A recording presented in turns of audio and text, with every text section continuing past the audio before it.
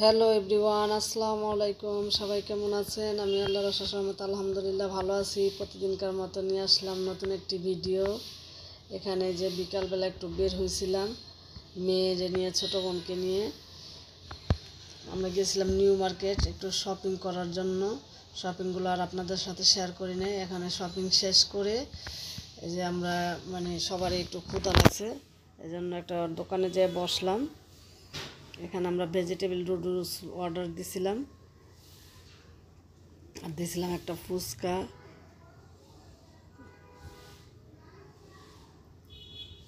ফালুদা দিছি একটা, আর হলো ফ্রেঞ্চ ফ্রাই ভাজা দিছিলাম একটা। কিন্তু সবই আস্তে আস্তে আসতেছে খাবার। এই দোকানের খাবারগুলো লুডুসটা, বিশেষ করে লুডুসটা অনেক টেস্ট। আমার ছোটো বোনরে একদিন জাহিনার আম্মুকে একদিন খাওয়াইছিলাম, খাওয়ানোর পরেও এখন মার্কেটে নিয়ে গেলেই বলে যে আপা, মার্কেট শেষ করেই বলে যে ওই দোকানের ভেজিটেবল লুডুসটা খাবো। এখানে যে মেয়ে নিছে একটা লুডুস, আর জাহিনার আম্মুর জন্য নিছি, আমি নিছি ফুচকা। আর এখানে যে ফালুদাও আইসা পড়ছে। ফালুদা আমরা দুইটা অর্ডার করছিলাম। আর এখানে যে খাওয়া দাওয়ার মাঝখানে অনেক গল্প গুজব চলতেছে, খালার ভাগ্নি। আমি আবার একটু ভিডিওটা ধরলাম। আমার এই ভিডিওটা যদি ভালো লাগে আমার চ্যানেলটাকে সাবস্ক্রাইব করেন, বেল আইকনটা টিপ দিতে ভুলেন না, লাইক করেন, কমেন্ট করেন এবং বেশি বেশি শেয়ার করে দিন যে যেখান থেকে দেখতেছেন। আপনারা সাপোর্ট করেন, আপনাদের সাপোর্টে আমাদের অনেক দরকার।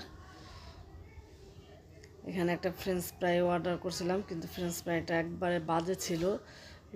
লুডুস আর এলো ফালুদাটা, আবার লাচ্ছিটাও ওদের অনেক ভালো, কিন্তু ফ্রেঞ্চ ফ্রাইটা এত বাজে ছিল। এটা দেশি আলু দিয়ে তৈরি, তো আমরা যেমন বড় বড় রেস্টুরেন্টে গেলে ওরা কিন্তু ওইটা বাহিরে থেকে আনে, ওই আলুটার ফ্রেঞ্চ ফ্রাইটা একটা অন্যরকম স্বাদই লাগে। আর আমাদের দেশি আলুর ফ্রেঞ্চ ফ্রাইটা ওই অন্যরকম স্বাদ, দুইটা কিন্তু দুই রকম স্বাদ লাগে।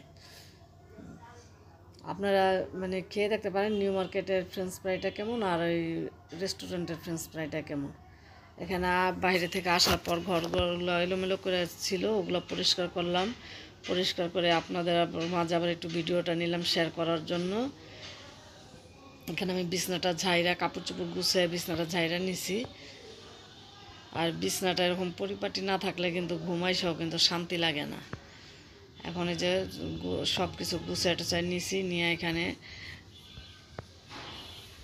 মা মেয়েরা আবার একটু ভিডিওটা নিলাম। ভিডিওটা নেওয়ার কারণ হলো সবাই নতুন বাসার লুকটা দেখতে চান, এই জন্য নতুন বাসার ভিডিওটা নিয়েছি।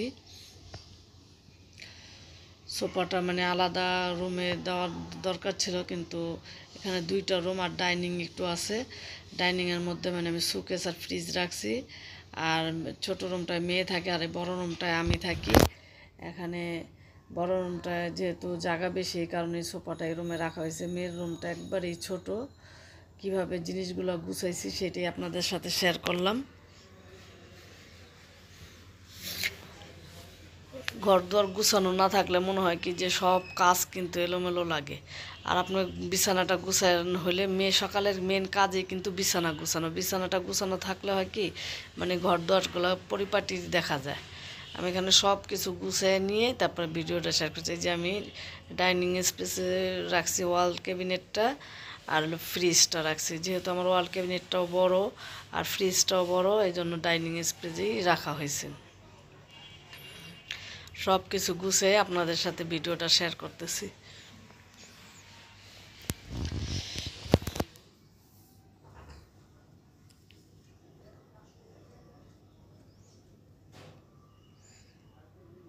আর ওই যে ওই পাশে দেখা যেতেছে ওইটাই মেয়ের রুম। মেয়ের রুমটা একবারে ছোট হয়ে গেছে।